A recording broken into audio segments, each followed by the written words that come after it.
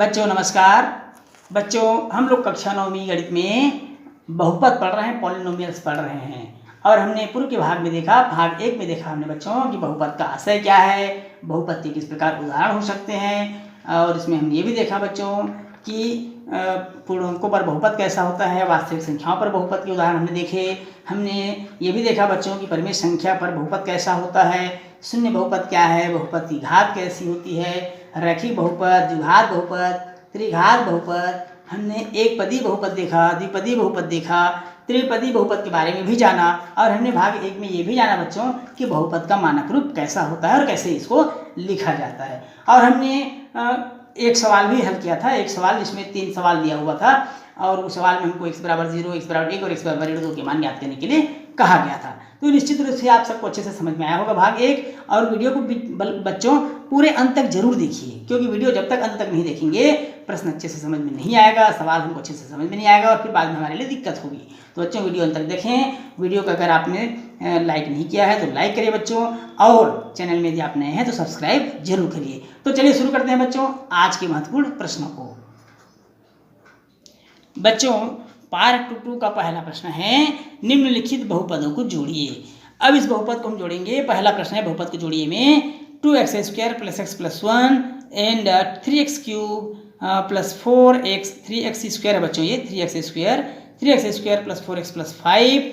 दूसरा प्रश्न है इसमें बच्चों 8p² - 3p + 4 एवं एंड 3p³ - 4p + 7। समझ में आया बच्चों। पहला प्रश्न है 2x2 धन x धन 1 एवं 3x2 धन 4x धन 5। और दूसरा प्रश्न है 8p2 ऋण 3p धन 4 एवं 3p3 ऋण 4p धन 7। अब आइए बच्चों इसको जोड़ते हैं।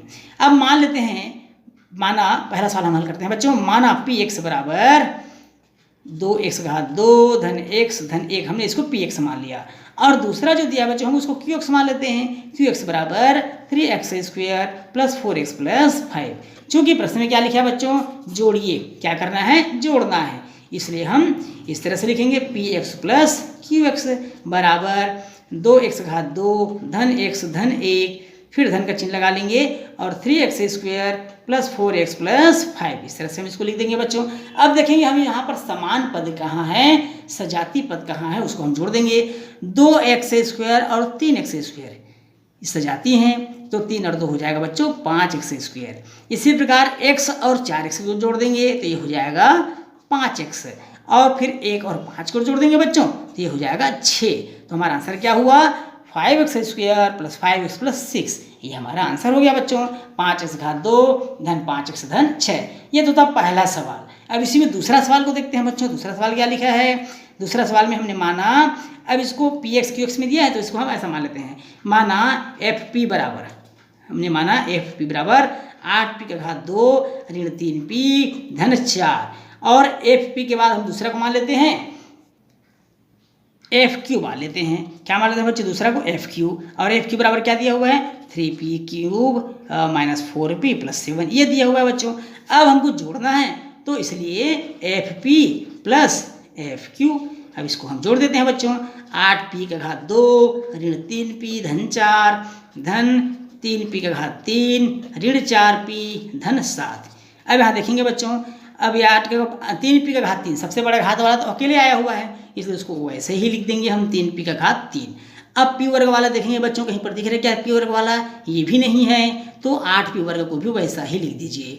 अब 3p और 4p यहाँ पर सजाती दिख रहा है हमको, तो दोनों ऋणात्मक है तो 4 और 3 हो जाएगा बच्चों 7p। इसी प्रकार 4 और 7 को जोड़ देंगे, 4 और 7 कितना हो जाएगा 11। इस तरह से हमारा आंसर प्राप्त हो गया। क्या आंसर मिला हमको बच्चों, 3p3 धन 8p वर्ग ऋण 7p धन 11। बच्चों अगला प्रश्न है x3 ऋण 3x वर्ग धन 6 में क्या जोड़े कि योगफल x2 ऋण x धन 4 प्राप्त हो। अब यहाँ पर क्या जोड़े, तो माना कि px जोड़ा जाए, हम उसको मान लेते हैं बच्चों। माना कि x3 ऋण 3x वर्ग धन 6 में px जोड़ा जाए। क्या जोड़ा जाए बच्चों, px जोड़ा जाए, ऐसा हम उसको मान लिए। अब px जोड़ा जाए तो हम उसे कैसे लिखेंगे बच्चों, इसलिए x3 ऋण 3x वर्ग धन 6 में px जोड़ा जाए। क्या जोड़ा जाए, पी एक्स जोड़ा जाए तो हमको प्राप्त क्या होता है प्रश्नानुसार एक्स घात 2 ऋण एक्स धन 4 प्राप्त होता है, ऐसा प्रश्न में कह रहा है। अब हम क्या करेंगे पक्षांतर कर देते हैं।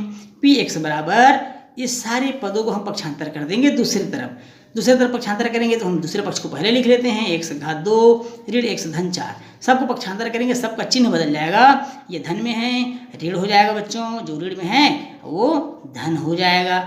इस तरह से हमने पक्षांतर कर दिया। अब देखेंगे यहाँ पर सबसे बड़ा घात वाला पद है एक्स घात 3 जो अकेले आया हुआ है और वो भी ऋण में आया हुआ है, तो हम ऋण एक्स घात 3 को पहले लिख देंगे।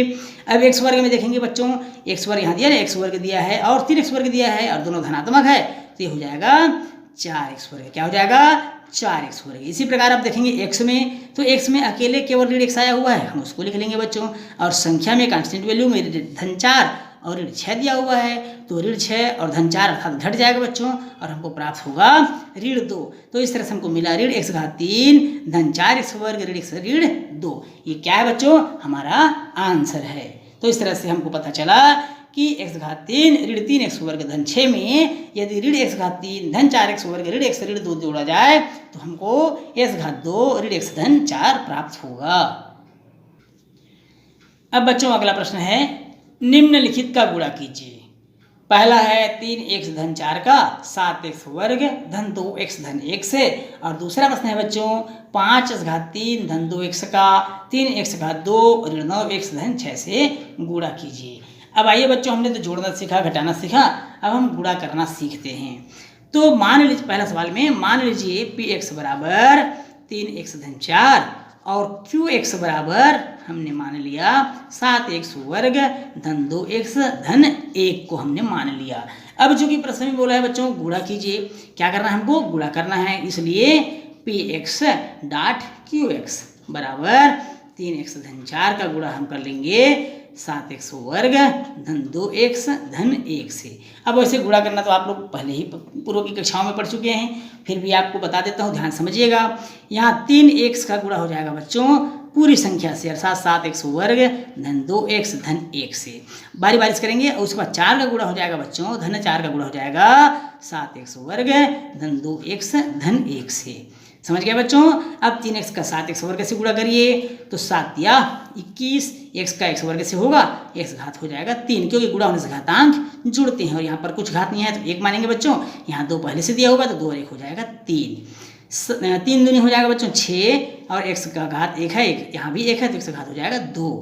फिर 3 एक्स का एक्स करेंगे तो ये हमको मिलेगा 3 एक्स, 4 सत्ते 28 एक्स स्क्वेयर, 4 दूनी 8 एक्स, 4 एकम 4। इस तरह से हमने गुणा कर दिया। अब देखेंगे बच्चों सजातीय और समान पदों को आपस में जोड़ते अथवा घटाते हैं, तो यहाँ पर देखेंगे एक्स घात 3 वाला केवल अकेले 21 एक्स घात 3 आया हुआ है, तो हम अकेले उस पद को लिख देते हैं।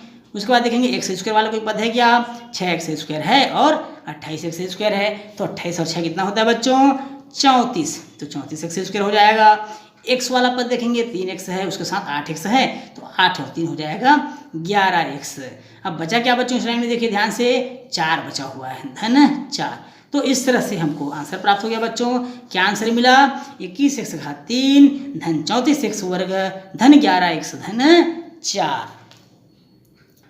इसी में दूसरा प्रश्न है बच्चों, उसको भी हम मान लेते हैं। माना पी एक्स बराबर 5 एक्स घात 3 धन 2 एक्स और क्यू एक्स बराबर हम मान लेते हैं 3 एक्स वर्ग ऋण 9 एक्स धन 6 को।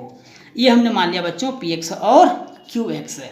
अब चूंकि हमको गुणा करना है इसलिए P x dot Q x हो जाएगा 5 एक्स घात 3 धन 2 एक्स, इसका गुणा कर देंगे हम किससे 3 एक्स घात 2 ऋण 9 एक्स धन 6 से। अब बारी बारी से गुणा करेंगे बच्चों। सबसे पहले हम 5 एक्स घात 3 का सभी पदों से करेंगे, 5 तिया 15, एक्स घात 3 है यहाँ एक्स घात 2 है तो एक्स घात हो जाएगा 5, चूँकि गुणा होने से घातांक जुड़ता है। 5 निया 45 45, 5 निया 45, यहाँ एक्स घात 3 है यहाँ एक्स है तो एक्स घात हो जाएगा 4। फिर 5 एक्स घात 3 का हम 6 से करेंगे बच्चों, तो 5 छक्के हो जाएगा 30 एक्स घात 3। फिर आते हैं बच्चों 2 एक्स का सभी से गुणा करते हैं, 2 तिया 6 एक्स घात हो जाएगा 3, क्यों क्योंकि यहाँ पर एक घात है यहाँ पर 2 घात है, ऋण तो ऋण 2 निया 18x हो जाएगा, 18x स्क्वायर, क्योंकि यहाँ x है, यहाँ x है, तो x हो जाएगा 2x स्क्वायर हो जाएगा। अब 2x का गुणा 6 से करेंगे, 2 छक्के 12x हो जाएगा। अब सभी को हम जोड़ देते हैं बच्चों, जो समान पद है उसको जोड़ देते हैं और घटा देते हैं। तो 15x⁵ देखेंगे कहीं पर है इसके जोड़ीदार नहीं है, तो इसको अकेले आप लिख लीजिए। 4 घात वाला कोई है क्या? बिल्कुल नहीं है बच्चों, तो इसको भी आप लिख लीजिए। 3 घात वाला खोजिए, ये 3 घात वाला भी है, हाँ है, ये 3 घात वाला दिया हुआ है। 30x⁵ और 6x⁵ और दोनों धनात्मक है बच्चों, तो 30 और 6 कितना हो जाएगा? 30 और 6 36, 36x⁵।